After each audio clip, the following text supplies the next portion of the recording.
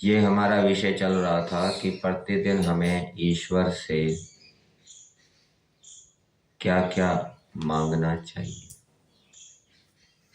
और ईश्वर स्तुति प्रार्थना उपासना के जो 8 मंत्र हैं उनके आधार पर हम विचार कर रहे थे।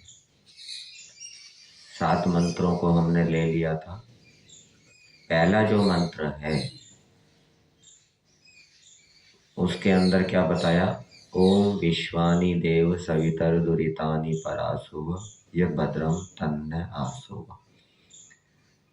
तो मनुष्यों को प्रतिदिन ईश्वर से ये मांगना चाहिए कि हे परमेश्वर, मान लीजिए कोई व्यक्ति प्रार्थना कर रहा है तो वो अपने से संबद्ध सभी प्राणियों को जोड़ते हुए प्रार्थना करेगा और जो संबद्ध नहीं है उनका विचार भी करेगा कि हे परमेश्वर, आप कृपा करके हम सबके दुर्गुण दुर्व्यसन और दुखों को शीघ्र दूर कर दीजिए और जो कल्याणकारक गुण कर्म स्वभाव और पदार्थ हैं वो हमें शीघ्र प्रदान कराइए।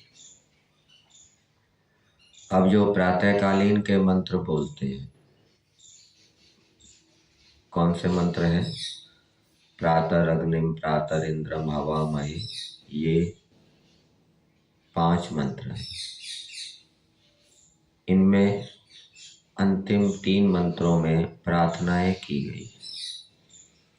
तो प्रतिदिन परमेश्वर से क्या मांगना चाहिए, परमेश्वर से क्या प्रार्थना करनी चाहिए कि हे परमेश्वर, हम, व्यक्तिगत प्रार्थना नहीं है, सबके लिए है, हम सब आपकी आज्ञा और शिक्षा के अनुकूल चलते रहें। उतोदिता मघवन सूर्यस्य वयम देवानां सुमतौ स्याम। हे प्रभु, ऐसी कृपा कीजिए जिससे कि हम सब आपकी आज्ञा और जो शिक्षा है भय लज्जा शंका आनंद उत्साह के रूप में उसके अनुकूल वर्ताव करते रहें तथा उत्तम गुण कर्म स्वभावों में भी हम एक एक गुण कर्म स्वभाव में उत्कर्ष को प्राप्त करें। इसके लिए हमारा प्रयत्न प्रयास होता रहे आपकी कृपा से। भग एव भगवान अस्तु, ये मंत्र है। इसमें ईश्वर से क्या प्रार्थना की है कि हे परमेश्वर, आप अर्थात आपके गुण कर्म स्वभाव हमारे लिए पूजनीयतम हो जाए, अर्थात सबसे अधिक सत्करणीय हो जाए।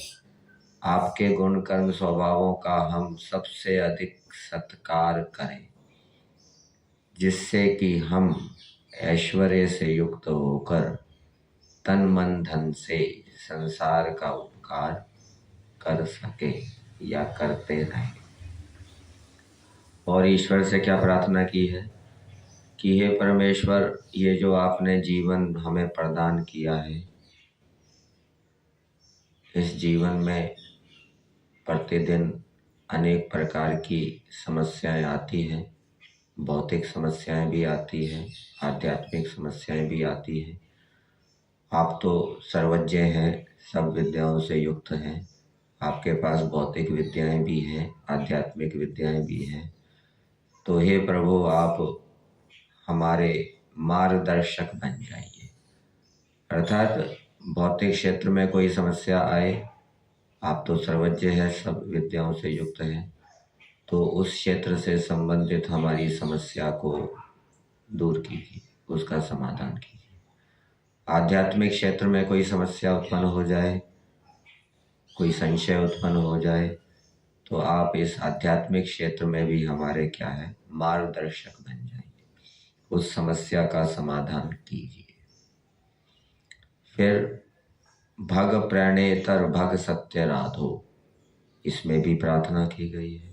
क्या प्रार्थना की गई है कि हे परमेश्वर, ये प्रतिदिन करने योग्य प्रार्थनाएं हैं, ये मनुष्यों को प्रतिदिन करनी चाहिए कि हे प्रभु, हम उत्तम गाय, घोड़े आदि पशुओं से युक्त हों तथा उत्तम गुणों से युक्त धार्मिक वीर मनुष्यों से भी हम युक्त हों। हे प्रभु, आप हमें सर्वोत्तम बुद्धि प्रदान करके हमारी रक्षा कीजिए। और मोक्ष की प्रार्थना भी प्रतिदिन करनी चाहिए। प्रतिदिन ईश्वर से ये मांगना चाहिए कि हे प्रभु, जल्दी से जल्दी आप हमें इस जन्म मरण के चक्कर से छुड़ाइए, इस शरीर के बंधनों से छुड़ाइए। ये कहाँ दिया है? समर्पण प्रार्थना में दिया है। धर्मार्थ काम मोक्षाणाम सद्यः सिद्धिर भवेन्नः। हे प्रभु, जल्दी से जल्दी, बहुत दुख भोग रहे हैं हम इस जीवन में, आप जल्दी से जल्दी इस जन्म मरण के चक्कर से आप हमें छुड़ाइए। तो जन्म मरण के चक्कर से छूटने के लिए जागना पड़ेगा। जो सोता रहेगा वो जन्म मरण के चक्कर से नहीं छूट सकता। जो जागेगा, जो जागरूक होगा, वो जन्म मरण के चक्कर से छूट सकता है। तो जो विषय भोगों में फंसे हुए हैं, जिनका सांसारिक लक्ष्य बना हुआ है, जो लोकेशना वित्तेशना पुत्रेशना से युक्त हैं, ऐसे मनुष्य क्या हैं? सो रहे हैं। वो जन्म मरण के चक्कर से नहीं छूट सकते। इसके विपरीत जो योगाभ्यास करते हैं, निष्काम कर्म करते हैं, ईश्वर से प्रेम करते हैं, श्रद्धा पूर्वक ईश्वर की आज्ञा का पालन कर रहे हैं, वो जाग रहे हैं। वही जागने वाले मनुष्य, जागरूक मनुष्य जन्म मरण के चक्कर से छूट सकते हैं। तो ये प्रार्थना भी प्रतिदिन मनुष्यों को करनी चाहिए कि हम, हे प्रभु, आप जल्दी से जल्दी हमें इस जन्म मरण के चक्कर से छुड़ाइए, मोक्ष को प्रदान कीजिए।